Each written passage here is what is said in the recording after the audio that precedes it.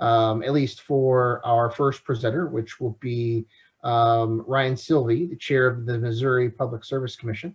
Also on our regulatory update will be Susan Duffy, who chairs the Kansas Corporation Commission. And following her will be Carrie Zelowiski, who is the chair of the Illinois Commerce Commission.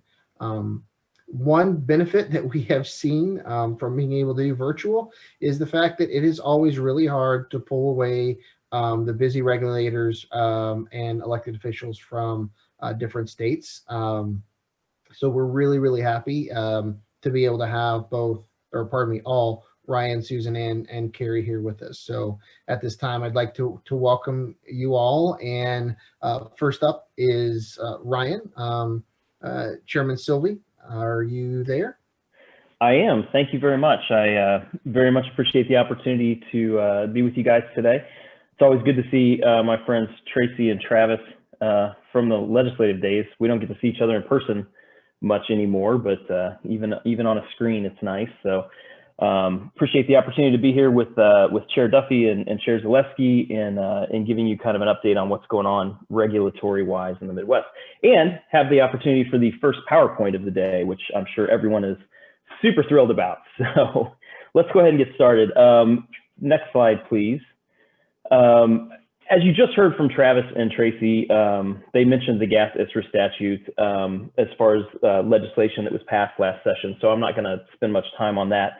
But we did address some things via the rulemaking process this year, one of them being the gas safety rule. I mean, obviously, the commission continues to take a proactive approach in Missouri to make sure that our gas systems are safe, and the natural gas pipeline safety program is carried out under a cooperation agreement with the U.S. Department of Transportation, Pipeline and Hazardous Materials Safety Administration, or PHMSA, as we all know it. So the most recent changes to the Commission's gas and natural gas pipeline safety regulations are adopting amendments applicable to the federal regulations, which took effect on July 30th. And I apologize because I just jumped right into it. Of course, I'm supposed to remind everyone that anything I say here today is not a declaration of the commission, but the views expressed here are my own as an individual commissioner. So make sure I cover that, or my lawyers will lose their minds. So we also did a net metering rule this year, and it was initially originated out of a working docket on emerging issues back in 2017 and approved by the commission on September 30th. The key modification under this rule change were related to the interconnection agreement, specifically adding a signature page for the customer and solar installer to indicate an acknowledgement of the entire interconnection application. And we also agreed to allow either a physical or electronic signature to satisfy that requirement. Next slide, please. So upcoming, you know, we had a rulemaking on cogeneration, and we considered proposed changes to that rule, and they were submitted about the same time as the net metering rule. But when the proposed changes were discussed by the commission at the end of September, we decided to withdraw that proposed rule change because there were concerns about the pending revisions to PURPA rules and FERC's Order 872 and what implications those could have on the commission, and that we might want to consider in any cogeneration rule. So we immediately opened a new docket that same day to review and collect comments about an appropriate amendment to the cogeneration rule. So the commission would like to proceed expeditiously with this review. Obviously, we started on the same day we rejected the other one, but more than anything, I at least would like to ensure that we get the perspectives of stakeholders on the potential methods to calculate avoided costs that are allowed under Order 872, and the need for possible implications of a standard offer contract. I believe that commission staff is looking at scheduling this workshop around the beginning of January sometime. Also on distributed energy, in light of FERC Order 2222, or 2x4, as some say, I would also anticipate the Commission opening a working docket to assess and address the implications of this order and what, if any, policies the Commission should adopt or revise when it comes to distributed energy resources and aggregation of demand response. So this is obviously a topic of interest. I think in the coming year, we'll probably be seeing this get addressed by commissions around the country if they haven't already. We will also be monitoring what MISO and SPP will be doing in relation to FERC Order 2x4. Next slide, please. So we had an interesting situation come up that's been going on for years over the efficacy of RTO membership. It started way back, I think, before I think any of us on the current commission were even here when what is now Evergy joined SPP. There was a part of that order that said we needed to have a study done to show what the benefits are to the consumer of participating in an RTO.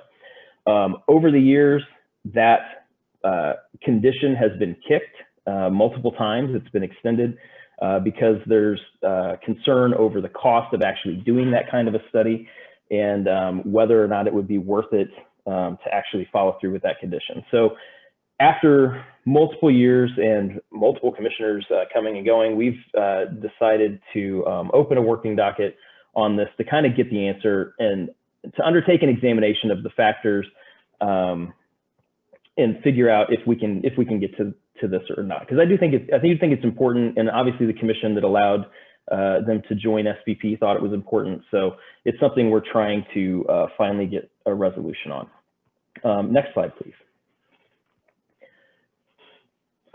So we did have an accounting authority order issued on the Sibley coal plant retirement. And the recent decision by the Supreme Court of Missouri to deny the application of transfer in this case was a big win for the commission because it reaffirmed the Western District's opinion. The key takeaways from the Western District's opinion are, first, the court affirmed the commission's order granting an AAO requested by ratepayers to capture a utility's cost savings after the retirement of a coal plant. And two, this was the first time a Missouri court has affirmed the use of an AAO requested by ratepayers to capture utility cost savings. All previous AAOs reviewed by the courts had been requested by utility companies to capture extraordinary expenses. So in this case, the court said that the commission's accounting power under section 393.140 sub 4 and sub 8 is not a one-way street, and it can also be used to address utility revenues. So I think this was an important development this year. Next slide, please. So obviously COVID has affected everybody, and this is a big issue that not only all of the ratepayers have had to deal with, the companies have had to deal with, the commission has had to deal with. And in Missouri, our regulated public utilities have continued to provide safe and reliable service through this pandemic. And we have supported the utilities' voluntary efforts to support their customers during this difficult time. As early as mid-March, utilities started either requesting waivers or variances from the commission, or for not requiring commission approval, informing the commission of decisions to waive fees. And at the request of many utilities, the commission authorized those variances or waivers of certain tariff provisions, and the commission approved several requests by utilities to forego assessing late payment fees and to suspend the disconnection of service due to non-payment. Due to the specific language in the tariffs, some utilities were able to adopt similar provisions even without commission approval. There were also some low-income program modifications that the companies have offered to the customers to allow continued participation and expansion of those programs. And then there was the creation of a stakeholder group that started back in March, actually, at the request of the utilities. Initially, it was a weekly call between the utilities, the commission, and OPC, sharing information on customer counts and lessons that they've learned. But it's actually transitioned to include a more diverse group of participants. And now it's OPC, commission staff, utilities, interest groups, and state representatives from the energy, economic development, and health departments. So they now meet bi-weekly, and they track a number of indicators like the number of counts that are in arrears, total balances of arrearages, and number of disconnects. Next slide, please. So we also opened a working docket monitoring the impacts and best practices back on May 13th on how to deal with the recovery of past due customer payments after this pandemic is over.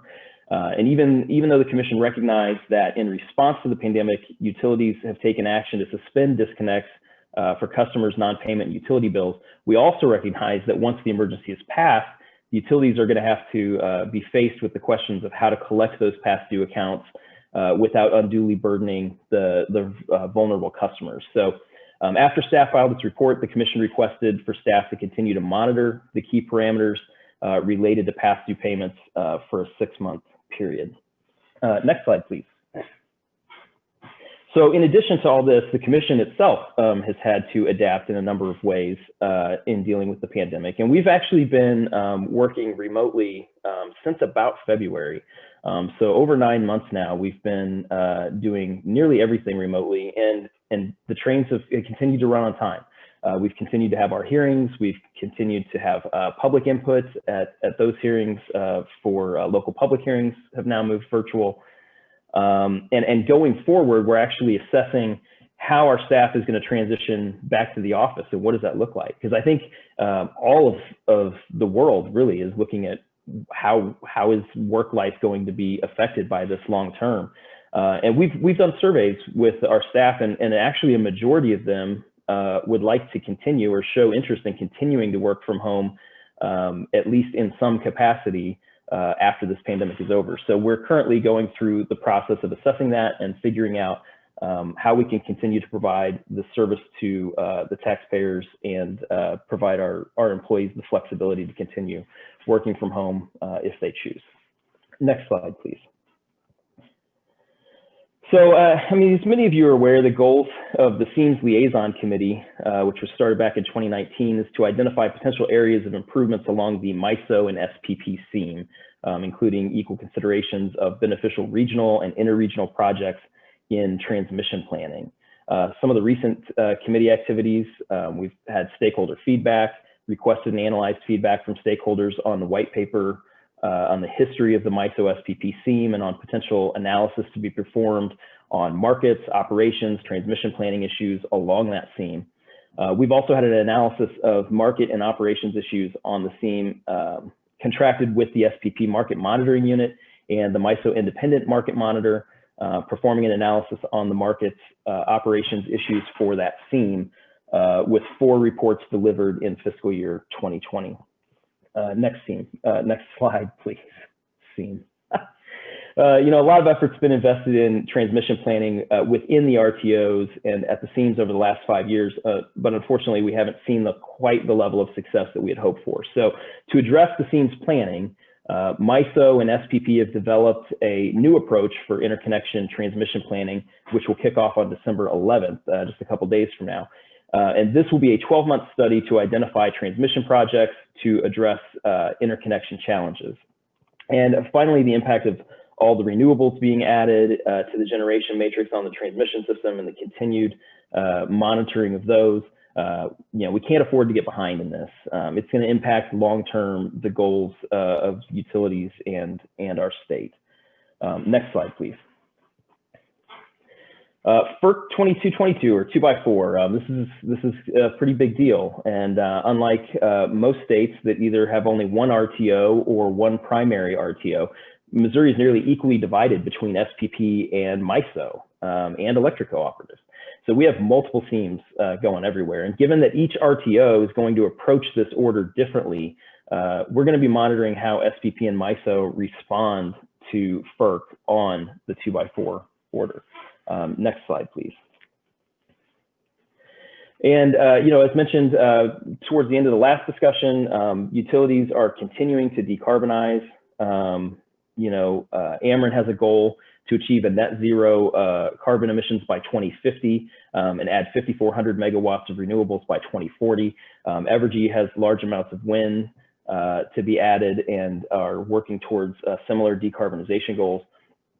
And while most people assume that these decisions are based on regulatory requirements, it actually appears that environmental social governance keys are really the driving factor behind this now, because many investors just simply won't invest in new coal-fired plants. And so that pressure from Wall Street is really pushing down the renewable adoption from that angle, as opposed to governments telling them what to do. So the overall impact is that this is positive from a decarbonization perspective, but it does place greater stress on the current transmission systems and highlights the importance of making the necessary improvements to the transmission systems as we prepare for continuously higher renewable loads. So with that, I think we have one more slide if you want to check that last one. Yeah, just, you know, as always, we're continuing to monitor what's going on at FERC and participating in cases before FERC as we feel it is necessary for protecting the interests of Missourians. So with that, again, appreciate the opportunity to be here and provide an update. And I think, as we mentioned, I do have an actual commission agenda meeting pretty quickly approaching within minutes. So, but thank you again, Josh, for having me here. Thank you, Chairman, very much. I understand you have your meeting, so you won't be around for questions, but there are... I do see the questions there in chat. I'm sorry, RTO is a regional transmission organization. For those that aren't familiar with that term, that's they're organized by FERC, and multiple states participate in them based on what region of the country they're in, and they affect the markets of how the energy flows across state lines. So hopefully that answers that question. It did. It was great. Thank you so much. We'll talk soon. All right. Thank you very much for your time. Thank you. Next up, we have Chair Duffy from the Kansas Corporation Commission. Chair Duffy, there you are. Fantastic. Good morning. Thank you. First of all, Josh, I'd like to thank you for your very affordable fee to get into this program this week. Shoot, for 15 bucks, man, you're quite the deal after the good discussion yesterday. So thank you very much. I think you're setting a trend. At least I hope so. I appreciate the opportunity to see my fellow chairs. Carrie and I pretty much started at the same time, and Chair Sylvia and I have had a couple of discussions. First of all, I would agree with Chair Sylvie. You got to have the disclaimer. So what I'm going to talk about today is me. My opinions, and not the opinion of the entire commission. So what do we have going on? Despite a merger that took place a couple of years ago, and therefore a moratorium on rates with our biggest utility, there's a lot of activity going on. First of all, related to distributed generation. This is an ongoing docket, so I'm limited in what I can talk about. This issue was remanded back to us from the Kansas Supreme Court. And just last month, we had a public hearing. And typically on the public hearings, I've been on the commission now for a little over a year. We've had maybe 3, 4, maybe 12 folks participate, even though we may have been in the high school gym with another location 2 hours away in another high school gym, just not very many participants. With Zoom, we had over 80 folks sign up and 50 some offer comments, which I thought was astounding. I mean, it was great. We set parameters that they had 3 minutes. The timer was there. They could see it. We let them in to the waiting room and then announce them ahead of time. This went really well. And for us as a commission, it did change the way we do business with the public. I think this was a good thing. And I would hope that we keep this model, because it appears to work. If you want to hear from the public, you've got to do it from their living room or kitchen table. I think this will be something I hope that we keep in the future on public hearings, is that we're face to face, and it really was up close and personal, and I think extremely helpful. So anyway, we have that docket going. We have our hearing next week on this. This is a big issue in Kansas, as it is in other states.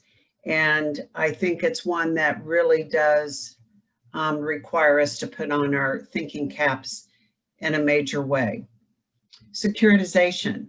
It's another issue here in Kansas, as it is in Missouri and so many other places.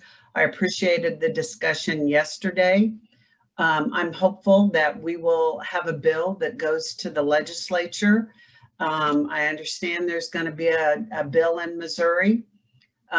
There's a lot of states. This isn't bleeding edge. There's a lot of states we can draw on. Colorado,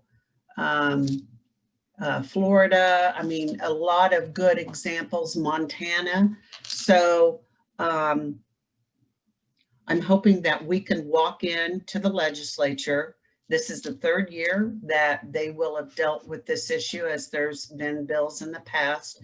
We can get a bill through that is win-win for everybody. This is, I think, fundamental to us going forward, and hopefully everybody will sharpen their pencils and get serious about it, so that we can have a bill at the beginning of the session and try and get this through. Cybersecurity issues. This is a topic that, well, I think it's kind of, you don't know what you don't know. But when we were back at NARUC last year and heard the update of things going on, it really did kind of become real to me that we have an obligation to ensure that our utilities are where they should be in protecting the infrastructure of their organization.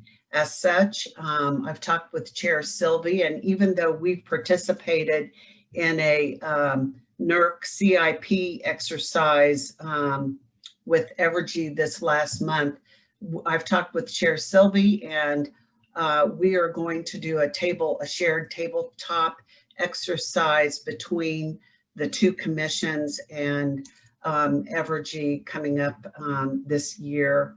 I think this is something critical for both states and for the company at hand.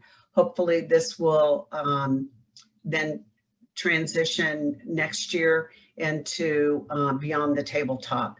And I have to give credit to all FERC and others who have said, let us know when you're doing this. We want to help you. We want to walk you through this. We want to be a part. So that's on our radar screen. Performance-based rate making. This is something that and revenue decoupling, these are two issues we have to address, and sooner rather than later. There was a study done by two groups. London Economics is one. It was financed by the legislature, and we have a responsibility to seriously dive into both these issues because these are going to be the catalysts that move us forward as we kind of devolve away from the old way of doing business with old thoughts, old technology, old rewards, old incentives.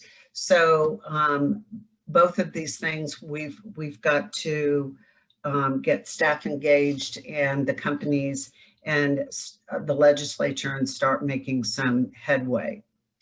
Workshops.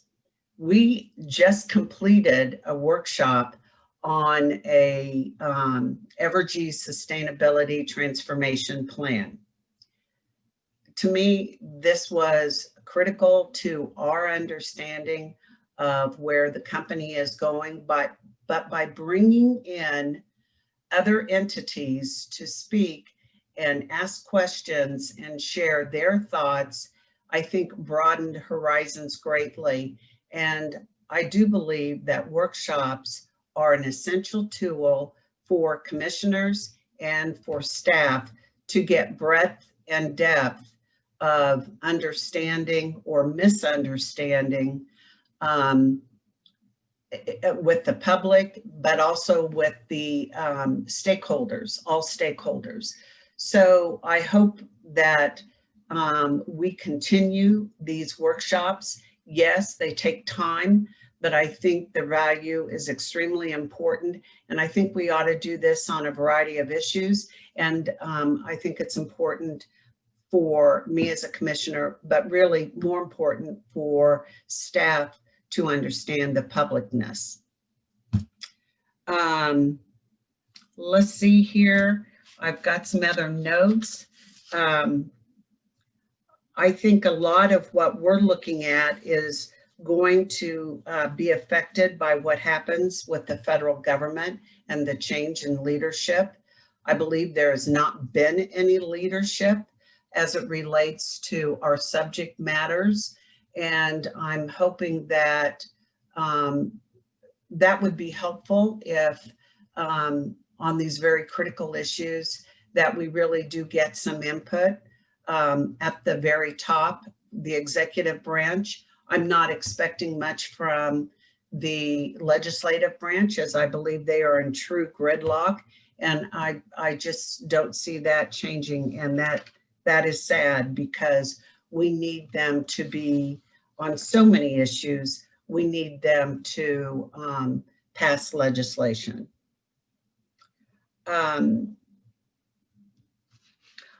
Overall, I believe that we have a responsibility as commissioners to ensure that our staff is getting the information they need. They're participating in webinars. I think this COVID has helped in that we could not take staff to different NARUC meetings and such, but the webinars have just been ongoing. They've been good. They've had a lot of information. We've encouraged our staff that while you're home and maybe there's not something right in front of you today, take advantage of the webinars and the education that's out there. It was interesting to listen to the laboratories talk about how they are collaborating and putting together information and webinars and sharing among themselves. We need to be there learning with them.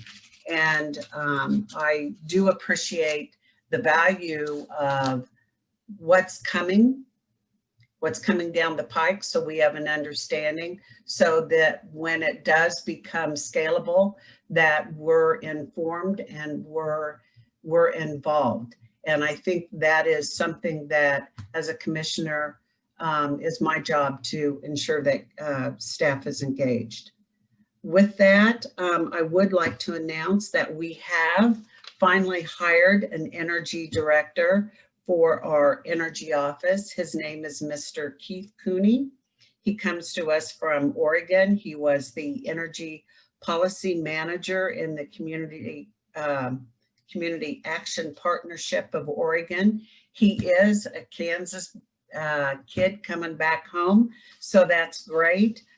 We welcome him. He just started the end of the month, and hopefully, Josh, he will, I'm hoping he's on today, and that he will learn from what all you are doing here in Missouri. I'm very impressed by the model that you have and the programs that you put on. With that, I can answer any questions. I don't know if I guess there are some out there. Thank you so much, Chair Duffy. I appreciate it. I look forward to working with your new director. If there's anything that we can collaborate on across party lines, that would be great. Or not party lines, state lines. State lines, that's right, because it's just geography, right?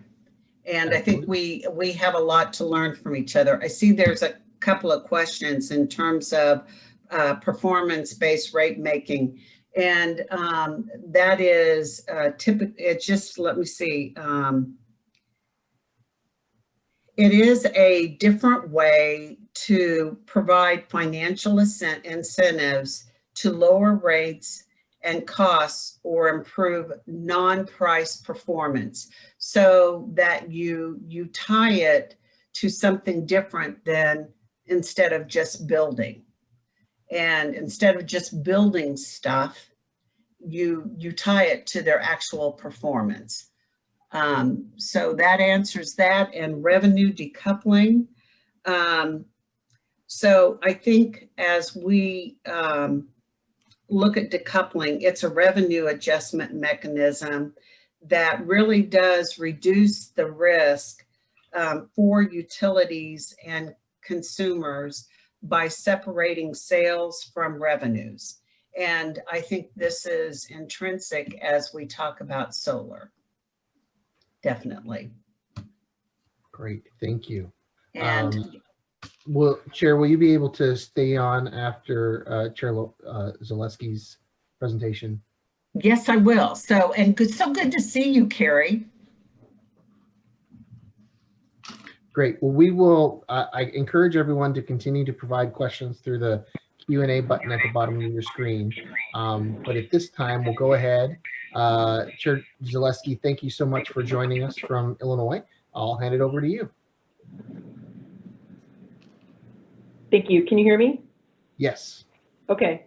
My video is not up. I'm assuming you can see me as well. Yes. Great. Okay. Good morning. It's great to see you, Susan. Thank you, Josh, for the invitation. Thank you to the Missouri Energy Initiative. I've already learned a lot by hearing from my good friends, Chair Sylvie and Duffy, about everything that's going on in Missouri and Kansas. I have to say, I had the Kansas state logo in front of me, ad astra per aspera. I may be butchering it, but I did a quick Google, and it means through hardship to the stars, and I can't think of a more on point or relevant the state logo. So that's very inspiring. It's a great state logo. Thanks for having me. I'm Carrie Zaleski, Chair of the Illinois Commerce Commission. And same disclaimer, these are my thoughts and my thoughts alone and do not necessarily reflect those of the Illinois Commerce Commission. I am going to mention, by way of high level, just by way of example, some of our open dockets, just to show you kind of where we've been in the last year and where we're going. And I will not speak anything more than that, which is in the public domain, or just, like I said, by high level. So if you could move to the next slide. Next slide. Okay, so I think this is on top of mind at all commissions, but I want to just take a moment in time to talk about a very particular meeting, our March 18th meeting, where these 4 bullets happened all at one meeting. This was right after our state shutdown, after Governor Pritzker issued a statewide shutdown stay at home order.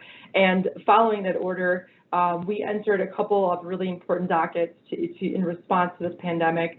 First, a moratorium on disconnection. So this was shutting down, asking for the investor-owned utilities, those which we regulate, to cease disconnections and imposition on late fees, and also file with the commission a docket for a plan of how to go forward with flexible payment plans and how to go forward with what to do with moratoriums. And I'll talk a little bit more about where we are with the moratorium on disconnections in the next docket. The next bullet point is moratorium on in-person marketing by Aries and AGS. So Illinois is a restructured state, unlike Missouri and Kansas, and so we have retail choice, alternative retail electric suppliers, or AGSs, alternative gas suppliers, and we regulate certain aspects of business practices.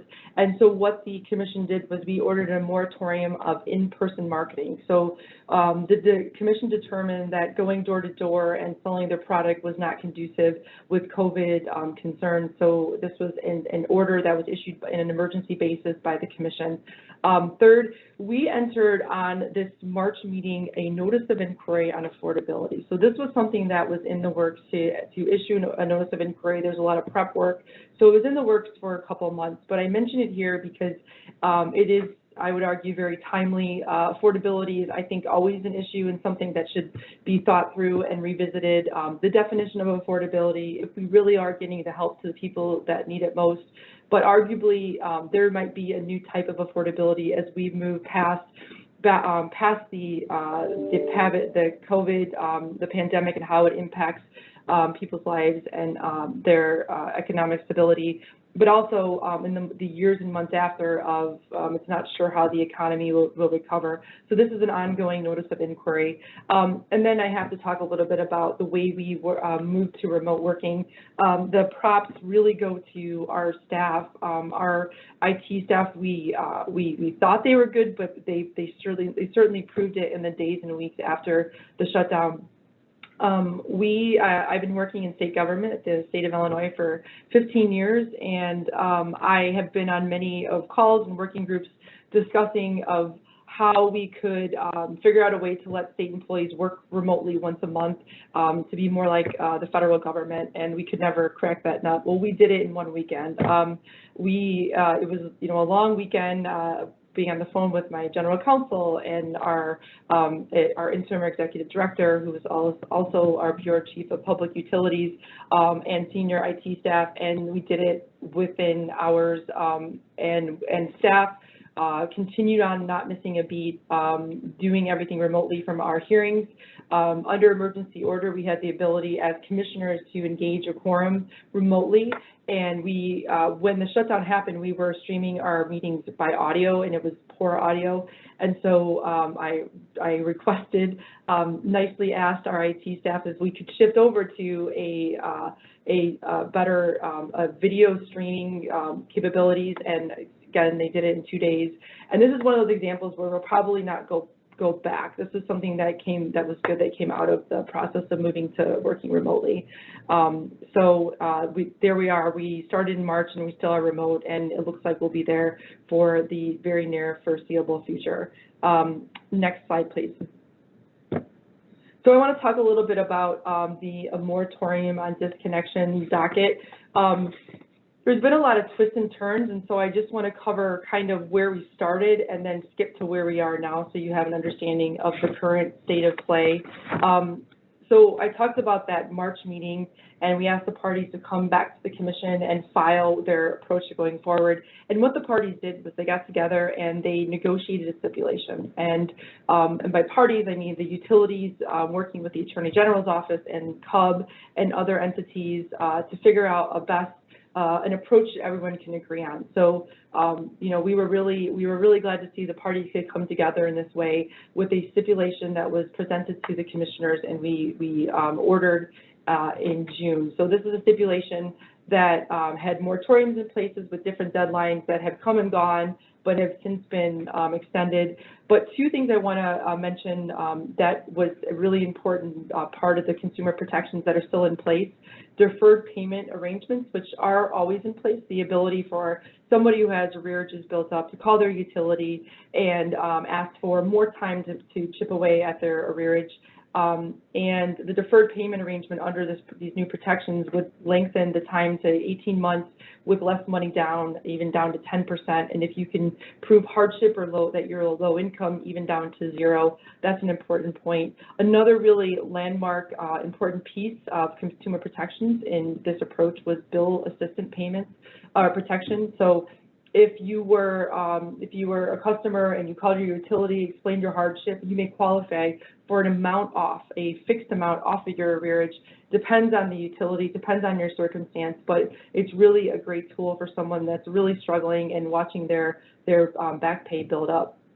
And so currently, skipping to where we are today, we have the investor-owned utilities, large investor-owned utilities that we regulate, have agreed to a winter moratorium. So there is a winter moratorium for gas and electric in the state of Illinois, but it's layers, and we say at the commission, the cocktails of regulations that lead to effective moratorium through the winter months. But so that there was clear and certainty for customers, the utilities have pledged to a full moratorium so that there's comfort in their customers knowing that they will not be shut off till March 31st on the gas and electric side.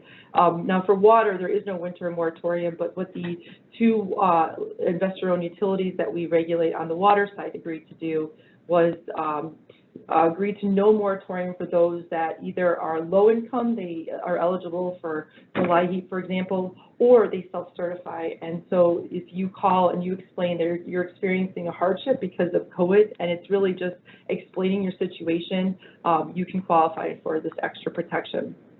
Okay, next slide. This is I wanted to highlight, we had a lot of notice of inquiries this year, and again, kudos goes to the staff, because what this does is we, commissioners have questions they want to pose to the public to gather information in a public setting, and then we receive just amounts of responses that our staff has to organize. So we have created a lot of extra work for them, and we appreciate that. But I want to note some of them in case people are interested in following along with these notice of inquiries. First is transportation, electrification, and other beneficial electrification. And the idea here is that, it's a priority for the state and to the Illinois Commerce Commission and our governor that we increase the EV deployment in the state of Illinois. So we wanted to ensure that that there was no barriers created or barriers in place for rate design for in consideration of EV infrastructure. So there's questions in there about whether barriers exist and what we can and should do to remove those barriers. I want to note in this docket there is questions about if there are barriers for low income EV owners, and what and if we should do something too. So there is definitely a focus on low income and ensuring that they have access to beneficial electrification as well. Second is the notice of inquiry regarding electric and natural gas service safety and reliability. There have been and always will be concerns on safety and also reliability on electric lines and gas pipelines. So these are questions posed to the public to ensure that we're doing everything that we can and should be doing within our authority at the Commission to ensure safety and reliability around these lines and these pipes. And then the third is the NOI regarding energy affordability. I mentioned this earlier in the March meeting, so I don't repeat now, but those are the three notice of inquiries that are open. The public can file responses to the questions, and then they will be made available to the public. Next slide, please. We have two rulemakings in 2020, and they're both currently still open. Interconnection rules. So at the Illinois Commerce Commission, we have authority, and we interact with our sister agency, the Illinois Power Agency, the Illinois Power Agency runs the procurements of the renewable energy credits. So procuring the RECs on behalf of the utilities who collect the money from customers to meet some of our renewable portfolio standards. So in that docket of determining how the procurements are to be run, the Illinois Power Agency puts forward a plan, and the Commission approves it. But in that docket, there was a conversation and concerns raised about interconnection rules, Part 466 and Part 467 rules, issues with timing of queue issues and potential costs. And so this was something that the Commission was made aware that should be explored more. So this summer there were workshops that ensued, and the workshops are a stakeholder process where the commissioners are not involved, but the idea is to come to a consensus with all the groups to hopefully narrow the rule that would go forward, and to, if there is a consensus, to to make sure the negotiation is proper and captured. So from there, a rule was filed before the commission, which is currently open before us. So we are now at first notice of our interconnection rules with a completion date of December of 2022. And our Aries Heat Act compliance. So the Illinois General Assembly put into place a statute called the Heat Act, and it was meant to increase consumer protections for, I talked a little bit about these Aries and AGS going door to door, and so some of the protections to ensure that the marketing tools used to have more information, and to make sure that there's not targeting of low-income customers. So because of the change in the statute, we realized that we had to make sure our rules, our 412 and 512, which speak to a lot of these same compliance issues, were in line with the changes in statute. So that is the impetus of that rulemaking, with the completion date of January of 2022. Next slide, please. I talked a little bit about the procurement and how the ICC interacts with the Illinois Power Agency in this procurement process. So I thought it might be interesting to highlight some of the procurements in the state of this year. So under FEJA, the Future Energy Jobs Act, we did have in Illinois a renewable portfolio standard, but it just made it more robust. It added to the renewable portfolio standard this concept of community solar and adjustable block. ABP is adjustable block program, and actually the slide should read the number 13,743 is the number of projects, and that's the number of adjustable block projects. So it should actually read community solar and DG projects. So this is the RECs that are procured by the Illinois Power Agency, not the energy or capacity, but just the environmental attribute that's procured. And so this is the snapshot of the year, 13,000 projects with 172 megawatts and 251,000 annual RECs. And then shifting over to the right, 70 Illinois Solar for All projects, and then with the boxes below with more information.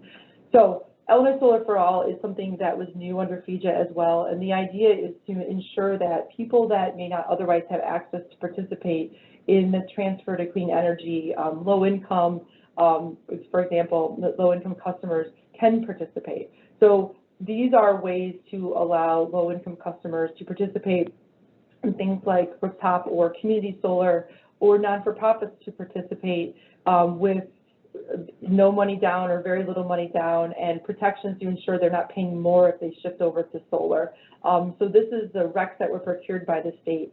And just to have some concepts of how these RECs and what the price of the RECs are going for in Illinois, under the adjustable block program, RECs were, generators were receiving between $11 to $32 per REC, where Illinois Solar for All RECs were going for as high as $96 per REC. So that just gives you a little bit of understanding of, yes, the RECs are going for higher, but that is something that is a priority to Illinois, this idea of equity and inclusion, which I'll talk about a little bit more in the future, what the future holds. But it is a theme that we are continuously seeing in the state of Illinois. Next slide, please. So this is Governor Pritzker's 8 principles for clean energy that was released in August of this year.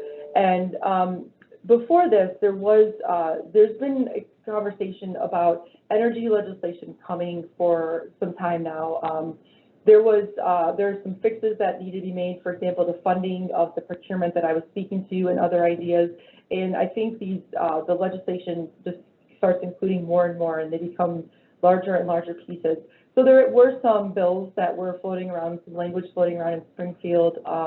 One was the Clean Energy Jobs Act, FEJA, not to be confused with FEJA that's in place, and the Path to 100, for example, that encapsulated a lot of ideas.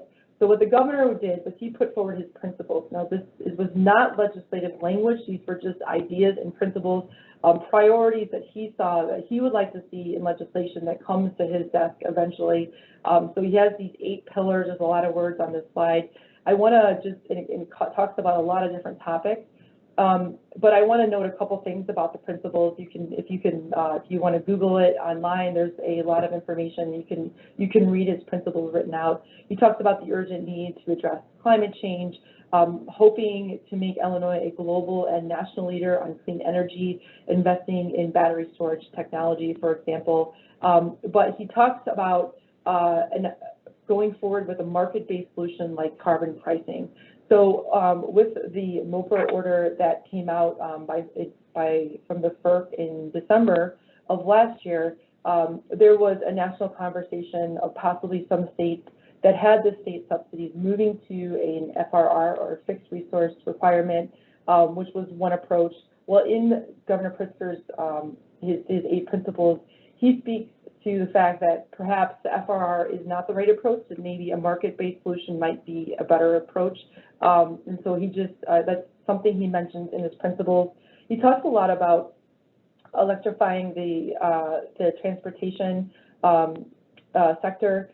In Illinois, we have currently 25,000 EVs registered in the state, and in his principles, he calls for a goal of 750,000 EVs by 2030, and talks about some ideas of how to get there. There's a lot of conversation about transitioning communities, and this is probably a similar issue in both Kansas and Missouri, where we have these communities that rise and fall by the jobs that are created by some of these fossil fuel generating plants that we are shifting away from. And not only the jobs, but the tax base, the schools that really rely on this money. And so there's conversations of how we support these communities to ensure that they aren't left behind in the transition to clean energy. And there's a lot of conversation about diversity and inclusion. Illinois has a really great story to tell about their diverse spend by utilities. They've been reporting for 5 years. There are utilities reporting up to 40% diverse spend in Illinois, which is really great. But there's even more conversation about annual reporting of C-suite diversity, for example, and other ideas. So there's a lot there, but those were just some ones I wanted to highlight. Next slide, please. So that was 2020. I'm going to just 2 slides on what we may have coming ahead of us in 2021. Next slide, please. I talked a little bit about the governor's principles and CEJA. And CEJA, there was more changes to legislation that was recently released. And so this kind of gives us a snapshot of what legislation might look like. Of course, it's the sausage-making process is always a mystery, and that we're not sure where we'll end. But CEJA speaks to reaching 100% renewable by 2050. In speaking about the transportation sector, CEJA calls for Ameren and ComEd to file beneficial electrification plans for the period beginning 6/1/2022. So coming up with a plan of how we reach some of these transportation electrification goals. And speaking of transportation electrification and inclusion and diversity, there's conversations about how to bridge the gap between work and homes, and fostering a diverse, clean job, entrepreneurship, and business portfolio. So again, we can ensure that there really is inclusion as we move to this clean energy economy. Okay, next slide. All right, so at the ICC, I put up 4 what I would characterize as decarbonization dockets. They all touch on decarbonization concepts. I talked about interconnection already, so I won't talk about that again. And then below that is the utilities energy efficiency plans for 4 years that they will be filing before the utility or before the commission this year. And then on the upper right, the continuing docket determining the value of solar. In the state of Illinois, we had under legislation we have full net metering until the penetration of solar reaches 5%, and afterwards, after we reach 5%, the Illinois Commerce Commission is to determine a value of solar. So looking at how solar interacts with the grid and assigning a value, a rebate for time, how it interacts, looking at particular characteristics of time and how it adds value, maybe to reduce congestion, for example. So this is a very technical docket that's open before us now, and we will be working on that for some time. And then below that is the long-term renewable resource plan, and this is that procurement plan that I've already discussed a little bit about, that the IPA, the Illinois Power Agency, implements. And so there'll be another iteration that will come and be filed before the commission to determine how these procurements will be run. Okay, and then that's my final slide on that. If there's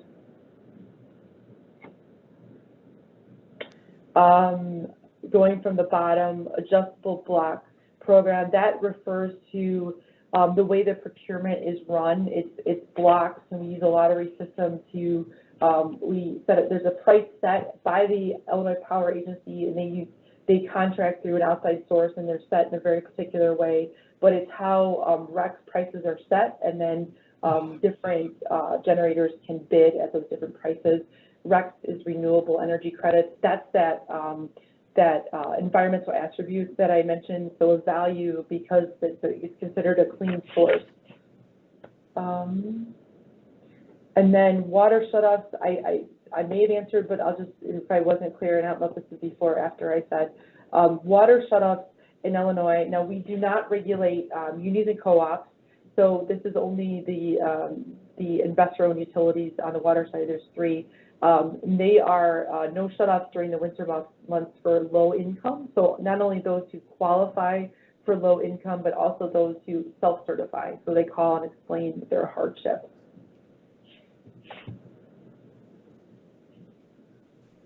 Chair Duffy, it looks like a similar question for you as well about not only water shutoffs, but there was a question referencing Missouri there. Can you talk about shutoffs there for Kansas? Sure. We really do not have responsibility for water utilities in the state. We only regulate, I believe there are 2 or 3, and they're very, very small out in very rural populations. So that's not under our purview. And as it relates to COVID, and Sierra Club had a question there. I would say that in terms of what they should do, we have the Citizen Utility Ratepayer Board. Of course, Sierra Club can always visit with them. I would also add that as the state has not shut down at this point in time, all our requirements have been lifted as a commission that we had on beginning in March. Most of them expired in May and June. However, many utilities have instituted their own under a voluntary basis. I didn't mean to neglect COVID. It's just I felt I was running out of time. I do believe it's going to be interesting how we look at this in 6 months to a year, and how we treat, all of us have had accounting orders where the companies are accumulating their data. This will be the longest storm in history. However we treat it, I'm sure will be similar to that, but at this time, we do not have any other moratoriums planned. That may change if we go to a total state shutoff, but I'm not aware that we're going to be doing that. Okay.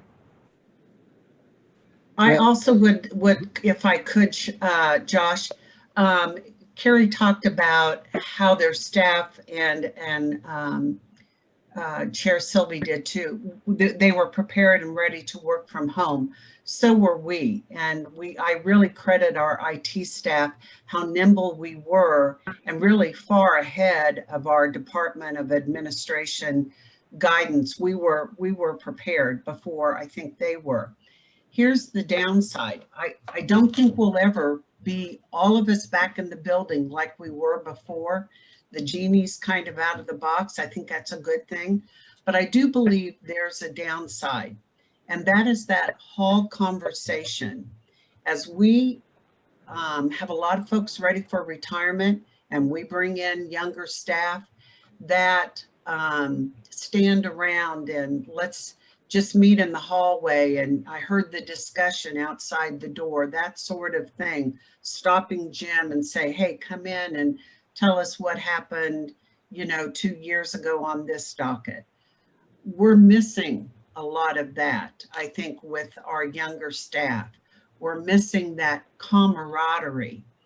I do think for some of our staff, we've indicated to them, if you would rather come in, we have a pretty big building, come in, and we'll just make sure that you are away from everybody else. Working at home for some of our folks has not been a good thing. It's too many people at home, not being able to concentrate and focus on their work, especially if it's very detailed work. We were ready for our data so that it could be securely accessed. That was not the issue.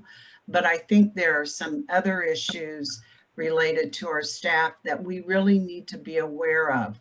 I work with the United Way, and I also understand a lot of women are more at risk by continuing to work at home in an abusive situation or where tempers run high. I think we need to just be mindful that one size does not fit all for our employees, and we need to work with them to find the best environment. Thank you very much, Chair. We'll have one last question before we end this session. Commissioner Zaleski, it was for you, and it was whether your Solar for All program was being recognized and identified by other states or commissions, and people are seeking some information and support from you. I don't really have anything to add. It's a really great question. I know there's a lot of interest on this topic. I was speaking on a NARUC panel that was talking about equity and inclusion, and this was something that came up.